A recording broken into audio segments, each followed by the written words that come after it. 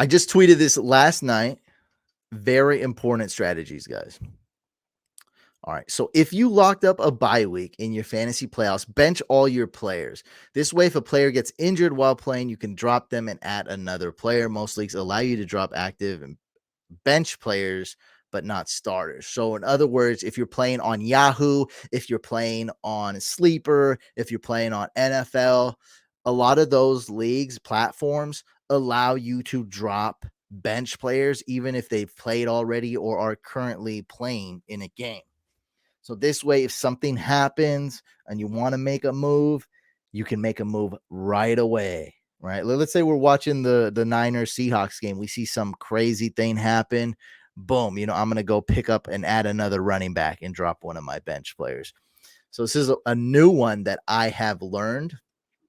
I've been playing fantasy football for like 18 years. I'm pretty sure I made playoffs in every single year. So I remember making playoffs my first year.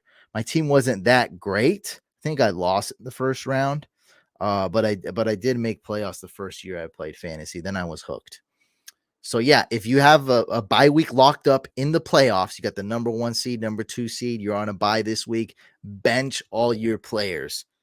Veteran move. All right. Start players that play in later games at flex. This is a veteran move for every single week, right? So I just wanted to mention this again. We have Thursday night games. They just played the Thursday night game that just played. We have 3 games Saturday, guys. We have a bunch of games Sunday. We got 1 game Monday. So we got games Thursday, Saturday, Sunday, Monday. Always try to start the players that play in the latest time slots in your flex. Now, people tend to start their worst players in flex. Start whoever is playing later in your flex spot. So let's say like Brandon Ayuk's your worst player that you're starting this week. All right. Don't put him in flex. You should have put him in your wide receiver slot. Trust me on that. This way, if a last minute scratch happens, which they do, Cam Newton didn't wear a tie. Cam Newton got into a car accident. Somebody dropped a slice of pizza. This is all real stories, by the way. Someone dropped a slice of pizza while they were driving, got injured. Doug Martin became a healthy scratch. He was like on PEDs, about to get suspended. Like crazy things happen. Unforeseen things happen. Healthy scratches happen. Now you have more flexibility on players to add, and you can put them in the flex. It means you can add a tight end, wide receiver, running back, and flex them. Okay, so one thing, this is specific to playoffs. One thing that you guys got to know, I always preach in head-to-head, which is what all of us play in normal fantasy football. You really want to start your consistent guys and your guys with a high floor, players that you trust. But now that we're in week 15, you want to score more points. Unless your opponent is super beat up. That's going to be like only to apply to 1% of you. 99% of us, we're facing the really tough opponents this week. We're facing really tough opponents next week, week 16. You're going to need to score points. So you don't need to be contrarian. You don't need to start some, make some hipster start, make some avant-garde start, some indie start, some super sleeper contrarian start. You don't need that, but you may need a little upside. Maybe you stack. Maybe you start Garrett Wilson with Mike White. Maybe you go a little bit more risk. Maybe you start the wide receiver instead of the running back. Maybe you're in a league that doesn't start tight ends. Maybe you start the tight end. Whatever to increase some upside and risk. Not a lot, but I'm just saying you're probably going to need to score more points. A lot of us are underdogs. We're facing the toughest opponent so far, and we need to score a little bit more points. It's not the best time to play it super safe. I usually play it much more safe weeks 1 through 14. But now we got to step it up a little bit. We got to score a few more points. All right. If you locked up a bye week, and I say this every year, this is a memo that goes out every year. I say this every year, and it's a tradition, and I'm going to continue to say it. If you have a bye week locked up, you locked up the number 1 seed. Congratulations, that's good. You locked up the number 2 seed. You got the bye week.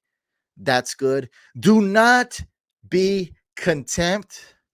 Do not be cocky. You haven't won jack yet.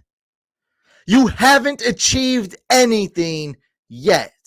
It's fine for a celebration for one day, just like NFL teams after they win a game. You got one day to celebrate. Celebrate that day. Celebrate the next day. That's fine. Celebrate for a few hours. That's fine. You achieved something good. You increased your chances of winning a championship.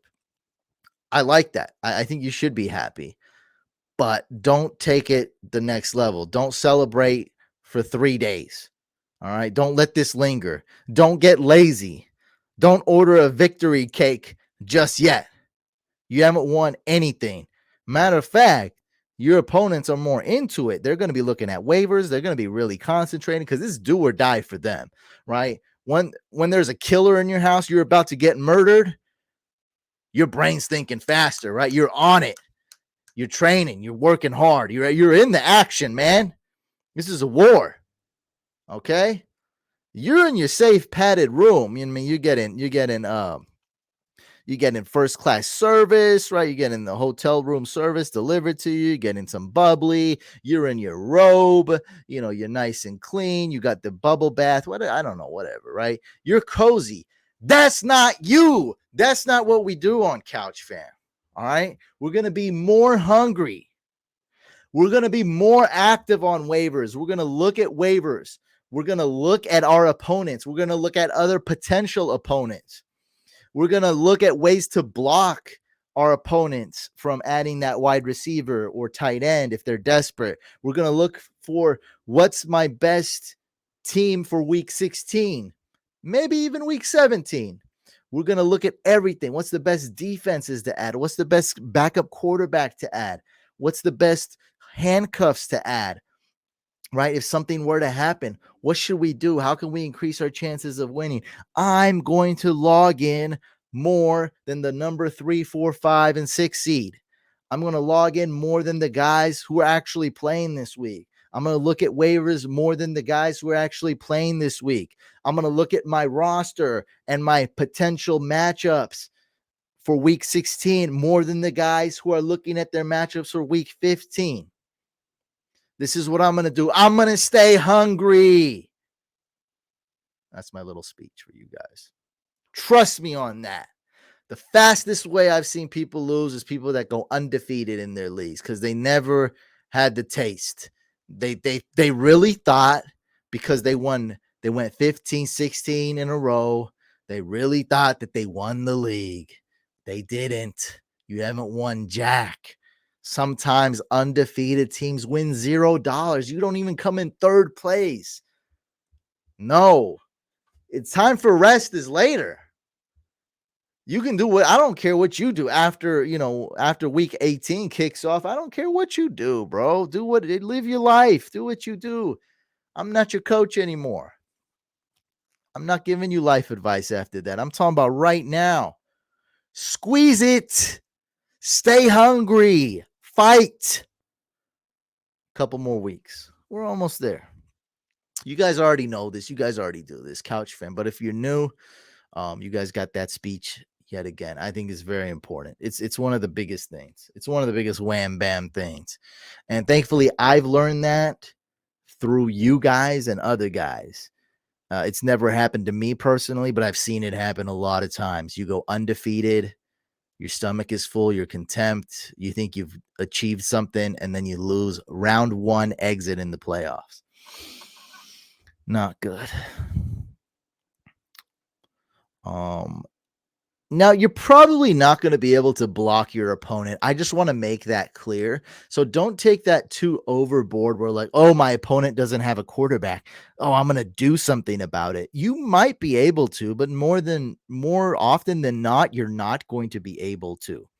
What you're going to do is if there's really like only one quarterback that's viable for your opponent, then hey, maybe I'll hoard 3 quarterbacks. That's a smart idea, maybe. But if there's like 6, 7, 8 good quarterbacks on waivers, then don't do it. You're probably not going to be able to block your opponent. Maybe there's one really good defense. Now, I actually did that on Hack My Lineup. I added the Packers D for somebody that got hacked, for one of the Couch Fan members. He had the Cowboys. I added the Packers, and this week we're probably going to roll with the Packers D. So I'm like, look, man, I got like 2 top 5 defenses, and I'm blocking my opponent from getting a better defense. So we hoarded the Packers D, and I think it's a smart move. So they have like, our opponent has like the number 9 or 10 defense. They got like the Vikings D or something, whatever that'd be. It's a 9th ranked defense or 12th ranked defense. Let's say 10, right? And then, but we got, two top 6 defenses. I'll take that.